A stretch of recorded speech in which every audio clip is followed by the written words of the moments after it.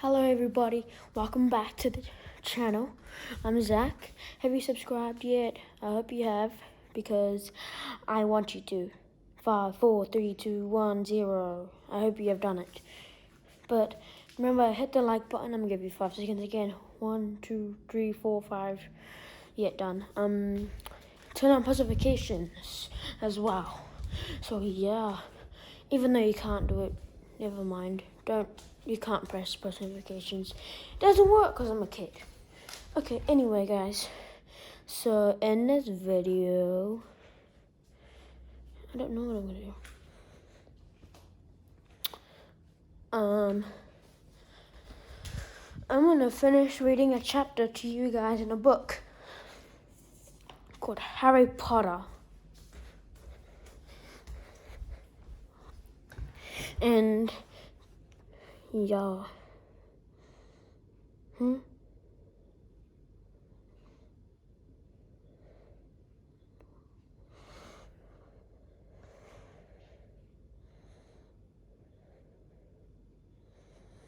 What, this is weird.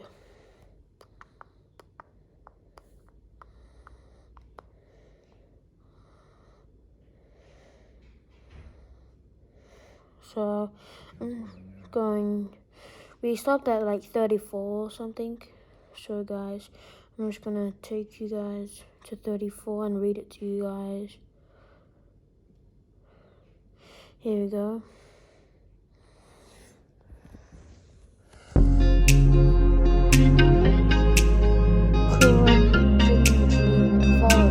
The kitchen was small and rather cramped.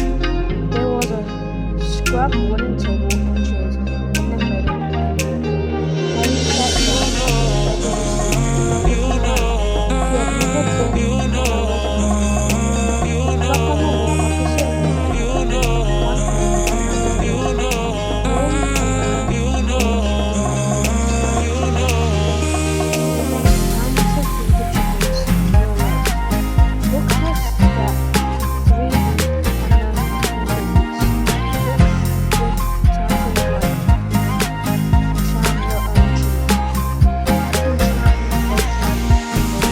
Home and it's magic, and unless Harry's ears were deceiving him, the old radio next to the sink had just announced that coming up was witching hour, with the popular singer sorceress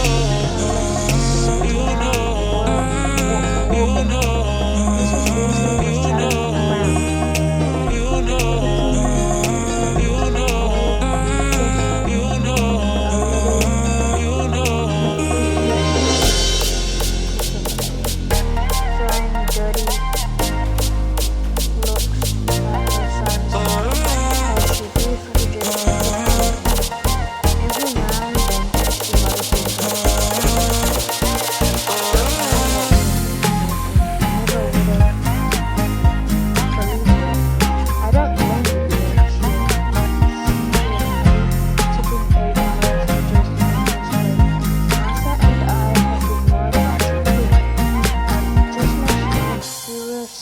We'd come and get you ourselves if you hadn't written back to Ron by Friday. But really, she was now adding 3 fried eggs to his plate.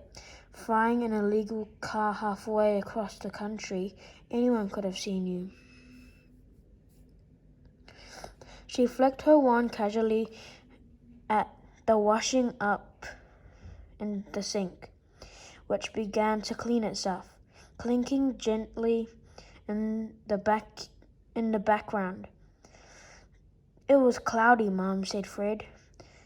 You keep your mouth closed while you're eating, Mrs. Weasley snapped. They were starving him, Mum, said George. And you, Mrs. Weasley? But it was with a slightly softened expression that she started cutting Harry bread and buttering it for him. At that moment, there was the diversion in the form of a small red-headed figure in a long nightdress who appeared in the kitchen, gave a small squeal, and ran out again. Jenny, said Ron in an undertone to Harry, my sister. She's been talking about you all summer. Yeah, she'll be wanting your autograph, Harry, grinned Fred. But he caught his mother's eye and bent his face over his plate without another word. Nothing more was said until all 4 plates were clean, which took us a surprisingly short time. Blimey, I'm tired, yawned Fred, setting down his knife and fork at last. I think I'll go to bed and— You will not, snapped Mrs. Weasley. It's your own fault you've been up all night. And you're going to denome the garden for me. They're getting completely out of hand again. Oh, Mum. And you too, she said, glaring at Ron and George. You can go up to bed, dear, she added to Harry. You didn't ask them to fly that wretched car. But Harry, who felt wide awake, said quickly, I'll help Ron. I've never seen a denoming. That's very sweet of you, dear, but it's dull work, said Mrs. Weasley.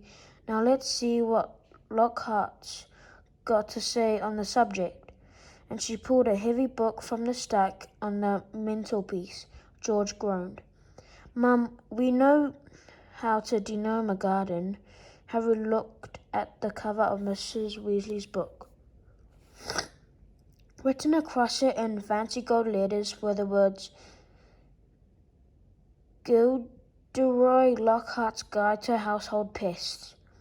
There was a big photograph on the front of a very good-looking wizard with wavy blonde hair and bright blue eyes. As always in the wizarding world, the photograph was moving the wizard, who Harry supposed was Gilderoy Lockhart, kept winking cheekily up at them all. Mrs. Weasley beamed down at him. Oh, he is marvelous, she said. He knows his household pests, all right. It's a wonderful book. Mum fancies him, said Fred, in a very audible whisper. Don't be so ridiculous, Fred, said Mrs. Weasley, her cheeks rather pink. All right, if you think you know better than Lockhart, you can go and get on with it. And woe betide you if there's a single gnome in the garden when I come out to inspect it. Yawning and grumbling, the Weasleys slouched outside with Harry behind them. The garden was large and, in Harry's eyes, exactly what a garden should be. The Dursleys wouldn't have liked it.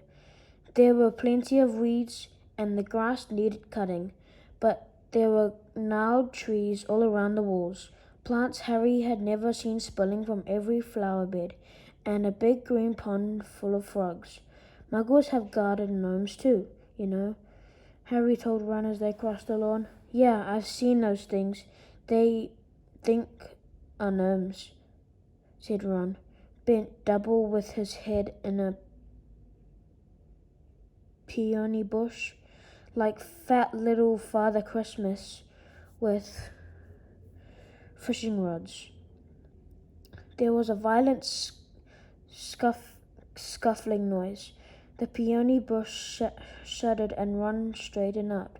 This is a gnome, he said grimly. Get off me, squealed the gnome. It was certainly nothing like Father Christmas.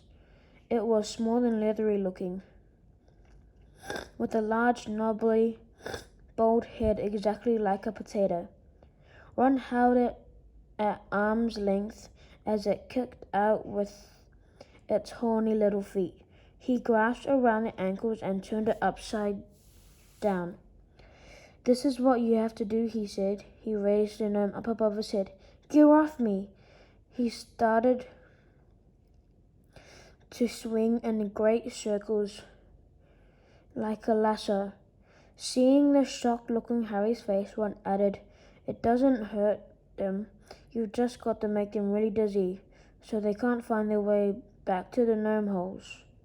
He let go of the gnome's ankles. He let go of the gnome's ankles.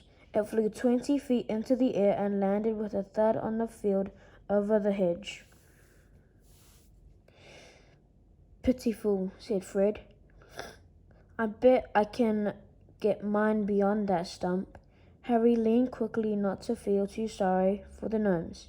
He decided to drop the first one he caught over the hedge, but the gnome, sensing weakness, sank its razor-sharp teeth into Harry's finger, and he had a hard job shaking it off until, wow, Harry, that must have been 50 feet in the 50 feet. The air was soon thick with flying gnomes. See, they're not too bright, said George, seizing 5 or 6 gnomes at once. The moment they know that denoming's going on, they storm up to have a look. You'd think they'd have learned by now just to stay put. Soon the crowd of gnomes in the field started walking away in a straggling line, their little shoulders hunched. They'll be back, said Ron, as they watched the gnomes disappear into the hedge on the other side of the field. They love it here. Dad's too soft with them. He thinks they're funny. Just then the front door slammed. He's back, said George. Dad's home. They hurried through the garden and back into the house. Mr. Weasley was slumped in the kitchen chair with his glasses off and his eyes closed. He was a thin man, going bald, but the little hair he had was as red as any of his children's. He was wearing long green robes, which were dusty and travel-worn.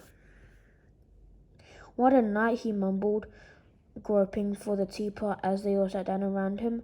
9 raids. 9! And the old Mundigus Fletcher tried to put a hex on me when I had my back turned. Mr. Weasley took a long gulp of tea and sighed.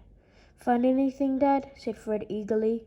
All I got were a few shrinkering door keys and a bit in a bitting kettle, yawned Mr. Weasley.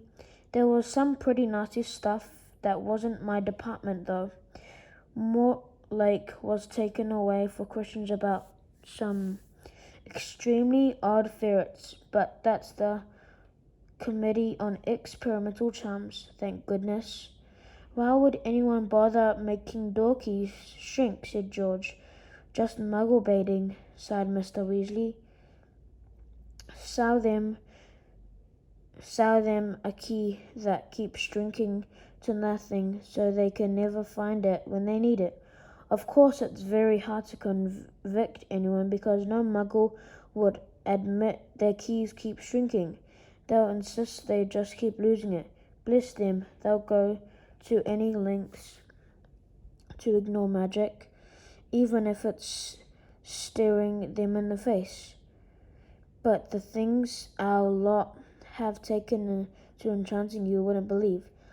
Like cars, for instance. Mrs. Weasley had appeared holding a long poker like a sword. Mr. Weasley's eyes jerked open. He stared guiltily at his wife. Cars, Molly dear? Yes, Arthur, cars, said Mrs. Weasley, her eyes flashing. Imagine a wizard buying a rusty old car. Bruh. It's going to be a long video, man. Come on. Telling his wife all he wanted to do with it was take it apart to see how it worked. Well, really, he was enchanting it to make it fly. Mr. Weasley blinked. Well, dear, I think you'll find that he would be quite within the law to do that, even if he maybe would have done it better too. Thank you guys for watching this video. I hope you enjoyed it. If you did, click the subscribe button, hit the like button, and you can't turn on notifications. But anyway, I'll see you on the next one. Sorry about the short story, just the videos get too long. But anyway, thank you for watching, and I'll see you in the next one. Peace!